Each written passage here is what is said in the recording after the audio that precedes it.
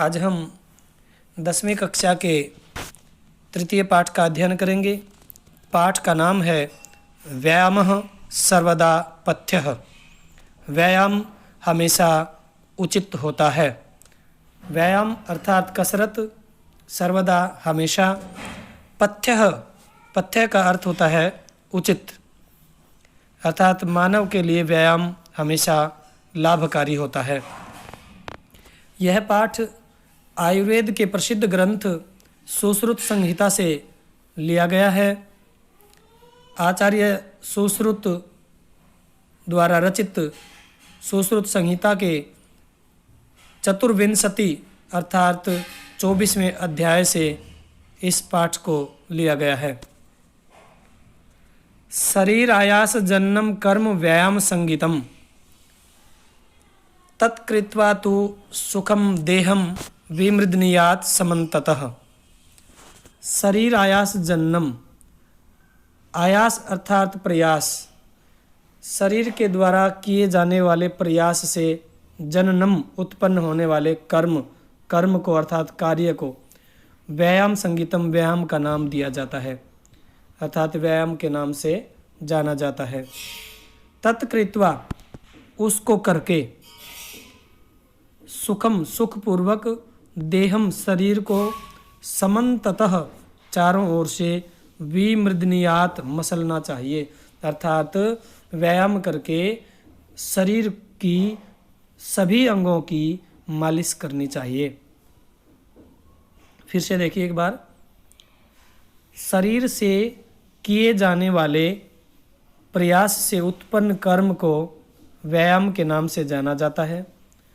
तत्कृत्वा अर्थात उसको करके, व्यायाम को करके शरीर की सुखपूर्वक चारों ओर से अर्थात सभी अंगों की मालिश करनी चाहिए। शरीरोपचय कांतिर्गात्राणाम सुविभक्तता दीप्ताग्नित्वम अनालस्यम स्थिरत्वम लाघवम मृजा श्रम कलम पिपासो उष्ण शीतादीनां सहिष्णुता आरोग्यम चापि परमं व्यायामात् उपजायते। देखिए इन दो श्लोकों में व्यायाम से क्या क्या लाभ होता है इस प्रकार से बताया गया है कि शरीरोपचय, शरीर की वृद्धि होना, अर्थात शरीर की अच्छी प्रकार से ग्रोथ होना, वृद्धि होना। कांतिर्गात्राणाम, शरीर में चमक आना, कांति का अर्थ होता है चमक। सुविभक्तता, सुविभक्तता अर्थात शरीर का सुडौल होना, अंगों का विभाजन अच्छी प्रकार से होना। जैसे अंग, शरीर के जो अंग होते हैं उनमें वृद्धि होती है तो उनमें समान रूप से वृद्धि होना सुविभक्तता कहलाता है। दीप्ताग्नित्वम, दीप्ताग्नित्वम अर्थात दीप्त माने प्रदीप्त होना, प्रज्वलित होना, और अग्नित्व का मतलब होता है अग्नि। जैसे पेट में जठराग्नि के नाम से एक अग्नि होती है जो हमारे पाचन तंत्र को सही रखती है। तो दीप्ताग्नित्वम शब्द का अर्थ यहाँ होगा कि भूख लगना। अनालस्यम, आलस्य समाप्त होना, आलस्य न रहना। स्थिरत्वम, स्थिरता आना शरीर में। लाघवम, लघुता। मृजा, स्वच्छता। और श्रम कलम पिपासोष्ण शीतादीनाम सहिष्णुता। श्रम माने होती है मेहनत, कलम माने थकान, परिश्रम करने से जो थकान होती है उस थकान को। पिपासा, पिपासा माने प्यास। और उष्ण शीत आदि नाम, उष्ण माने गर्मी, शीत माने ठंड, गर्मी और ठंड आदि की सहिष्णुता माने सहनशीलता। सहिष्णुता, सहनशीलता अर्थात मनुष्य में जो परिश्रम करने से थकान उत्पन्न होती है, थकान को, पिपासा प्यास को, और उष्णता और शीतता अर्थात सर्दी और गर्मी को सहन करने की सहनशीलता। आरोग्यम चापि परमम, और परम आरोग्य अर्थात स्वास्थ्य व्यायामात उपजायते, व्यायाम से उत्पन्न होते हैं। व्यायामात उपजायते, ये व्यायाम से उत्पन्न होते हैं। फिर से देखिए एक बार। व्यायामात, व्यायाम से शरीरोपचय, शरीर की वृद्धि होती है। कांतिर्गात्राणाम, शरीर में चमक आती है। सुविभक्तता, शरीर के अंगों का विभाजन अर्थात वृद्धि समान रूप से होती है। दीप्ताग्नित्वम, भूख लगती है। अनालस्यम, आलस्य समाप्त होता है। स्थिरत्वम, शरीर में स्थिरता आती है। लाघवम, लघुता आती है। मृजा, और स्वच्छ रहता है, स्वस्थ, साफ सुथरा, स्वच्छ रहता है।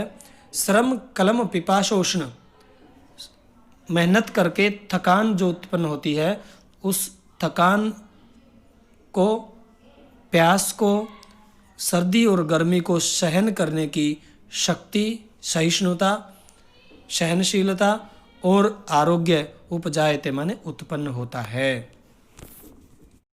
न चास्ति सदृशं तेन किंचित स्थूल्यापकर्षणम न च व्यायामिनं मर्त्यम अर्दयन्त्यारयो बलात्।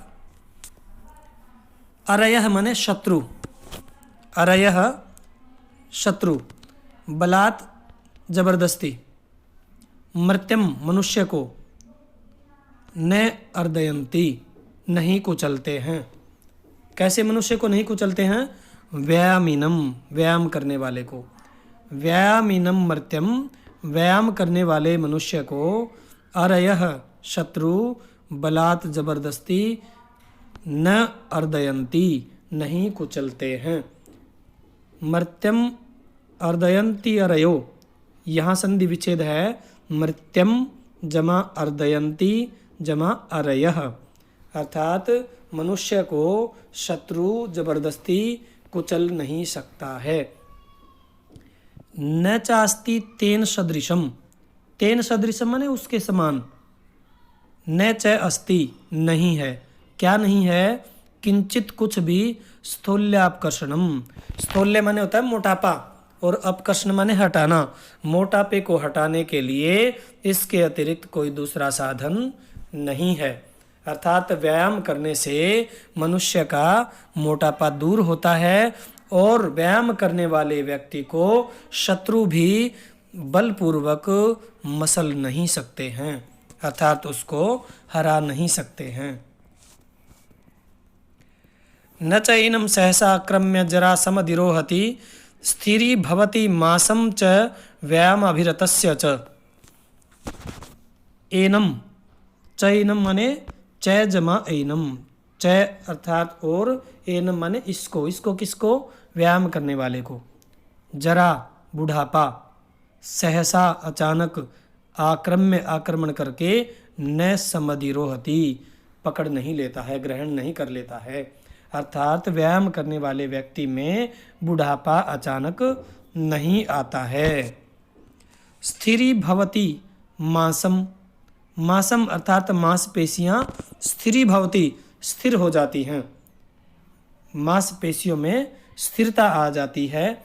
व्यायाम अभिरतस्य च, व्यायाम में लगे हुए व्यक्ति की, अर्थात व्यायाम में जो लगा हुआ व्यक्ति है, व्यायाम करने वाले व्यक्ति में मांसपेशियों में स्थिरता आती है, और बुढ़ापा उसको अचानक से आक्रमण करके उसको पकड़ता नहीं, अर्थात उसमें बुढ़ापा नहीं आ जाता है।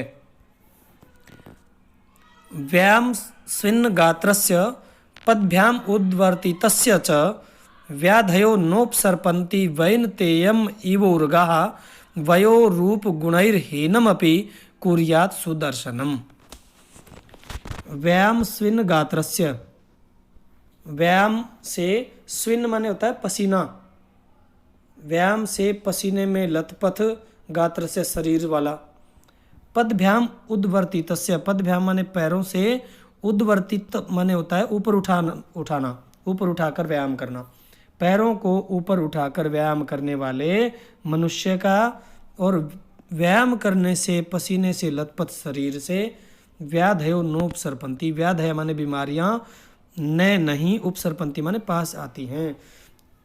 ऊपर पैर उठाकर व्यायाम करने वाले व्यक्ति का, और व्यायाम से पसीने से लथपथ शरीर वाले व्यक्ति के पास बीमारियां नहीं आती हैं। वैनतेयम इव उर्गः, यहाँ यह इसका उदाहरण दिया है। वैनतेय होता है गरुड़, विनता का पुत्र अर्थात गरुड़। इव, इव माने की तरह से, और उरगः, उरग माने होती हैं सांप, उरगः माने सांप। जिस प्रकार से गरुड़ के पास सांप नहीं आता, उसी प्रकार से व्यायाम करने वाले व्यक्ति के पास व्याधयः न उपसर्पन्ति, बीमारियां नहीं आती। वयो रूप गुणैर्हीनम अपि, वय माने अवस्था, उम्र, रूप माने सौंदर्य, सुंदरता, गुण ही हीनम अपि, और गुणों से हीन व्यक्ति भी, सुदर्शनम कुर्यात, सुंदर दिखने वाला बना देता। अर्थात व्यायाम करने से जो अवस्था से बूढ़ा हो जाता है, रूपवान नहीं है, गुणों से रहित है, वह व्यक्ति भी सुदर्शनम, सुंदर दिखने वाला, कुर्यात हो जाता। अर्थात व्यायाम उसको सुंदर दिखने वाला बना देता है। व्यायाम करने वाले व्यक्ति के पास जिस प्रकार से गरुड़ के पास सांप नहीं आते, उसी प्रकार से व्यायाम करने वाले व्यक्ति, जो व्यक्ति ऊपर पैर करके व्यायाम करता है, पसीने में शरीर लथपथ है, ऐसे व्यक्ति के पास बीमारियां नहीं आती। और जो अवस्था के कारण, अवस्था, सौंदर्य या गुणों की हीनता के कारण जो असुंदर है, जिसमें सुंदरता नहीं है, उसको भी व्यायाम सुंदर बना देता है, सुंदर दिखने वाला हो जाता है। व्यायामं कुर्वतो नित्यं विरुद्धम अपि भोजनम विदग्धम अविदग्धम वा निर्दोषम परिपच्यते। व्यायामं कुर्वतः, व्यायाम करने वाले का, कुर्वतः माने करने वाले का, नित्यम प्रतिदिन, भोजनम विरुद्धम अपि भोजनम, विरुद्ध भोजन अर्थात जो मौसम के विपरीत भोजन कर लिया जाता है, जैसे सर्दी में कोई आइसक्रीम खा ले, या गर्मी के समय में कोई ज़्यादा गर्म चीज़ खा ले, तो शरीर में वहाँ समस्याएं उत्पन्न हो जाती हैं। गर्म खाने से गर्मी में शरीर में गर्मी बढ़ जाती है, और सर्दी में ठंडी चीज़ खाने से शरीर को सर्दी लग जाती है। तो यहाँ कहने का अभिप्राय ये है कि व्यायाम करने वाला जो व्यक्ति होता है, उसे विरुद्ध भोजन भी, विपरीत मौसम का भोजन भी नित्यम, नित्य प्रतिदिन, विदग्धम अविदग्धम वा, और वह भोजन भी विदग्ध माने पका हुआ, और अविदग्ध माने न पका हुआ, कच्चा, कच्चा या पका हुआ भोजन भी निर्दोषम परिपच्यते, दोष रहित, परिपच्यते माने पच जाता है। अर्थात वह पाचन प्रक्रिया खराब नहीं होती। व्यायाम करने वाले की पाचन प्रक्रिया बढ़िया होने के कारण वह कच्चा या पक्का जैसा भी भोजन खाता है, और विरुद्ध भोजन अर्थात प्रकृति के विरुद्ध भोजन भी खाता है, तो वह भी आसानी से पच जाता है। व्यायामो ही सदा पथ्यो बलीनां स्निग्ध भोजीनां स च शीते वसंते च तेषां पथ्यतमः स्मृतः। ही निश्चय ही, बलीनां स्निग्ध भोजीनां, बलशालियों के लिए और चिकना भोजन करने वालों के लिए व्यायामः सदा पथ्य, व्यायाम हमेशा उचित होता है।